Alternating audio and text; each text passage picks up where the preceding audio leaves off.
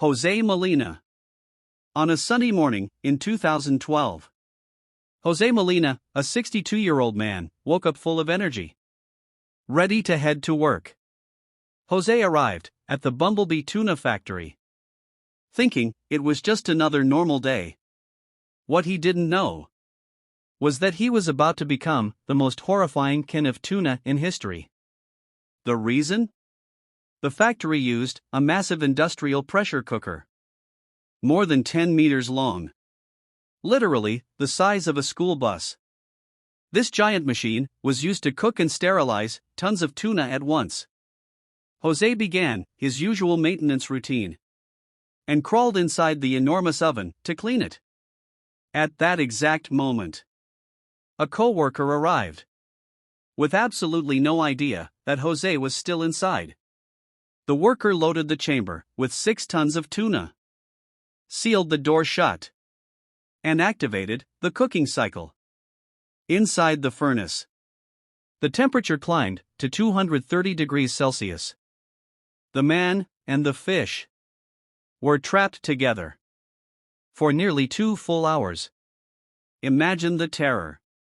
Locked inside a burning metal chamber, set to extreme heat, with no escape, for 2 entire hours. Your blood and every liquid inside your body slowly reaching the boiling point, while your skin and flesh begin to melt away piece by piece. Without question, this was true horror for poor Jose, and it gave a whole new meaning to the phrase, dying at work. Now you might wonder, how did nobody notice he was missing? Sadly, his co-workers assumed he had gone for a quick lunch break. But Jose was busy becoming the lunch himself. The horrifying mistake was only discovered after the cooking cycle ended, when workers opened the machine to unload the tuna and found that the only thing left of Jose were melted remains mixed inside the chamber. Jesus Contreras Benitez. If you've ever worked cutting trees, then you already know just how dangerous some equipment can be. And unfortunately, a Mexican immigrant named Jesus Contreras Benitez discovered in the most horrifying way possible how deadly those machines truly are. On October 11, 2022, Benitez and his crew were sent out on a job. His specific task was feeding tree branches and logs into a wood chipper, a machine that can only be described as the mechanical version of a giant kitchen blender. Except, instead of making smoothies, it turns wood into shredded pieces. Benitez had operated the machine before, feeding it massive chunks of wood, as the powerful rotating blades tore everything apart into chips. But on that day, something went horribly wrong. In a single moment, Benitez somehow lost his balance, or got too close, and the unforgiving machine pulled him inside. Just imagine it, being dragged into a machine with blades sharp and powerful enough to destroy thick tree trunks. Within seconds, the area was covered with shredded flesh, blood, crushed bones, and pieces of brain tissue. The exact details of how he fell remain unclear.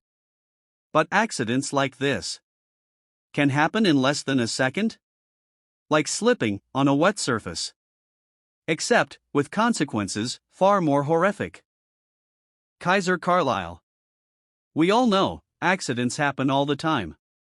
But this tragic incident led to the heartbreaking death of a 9-year-old boy named Kaiser Carlisle. He was simply enjoying his day, working as a bat boy in 2015, during a summer baseball game in Wichita, Kansas. Carlisle was doing his job, collecting bats and balls, with the excitement and energy of a child. It sounded like an easy task, right?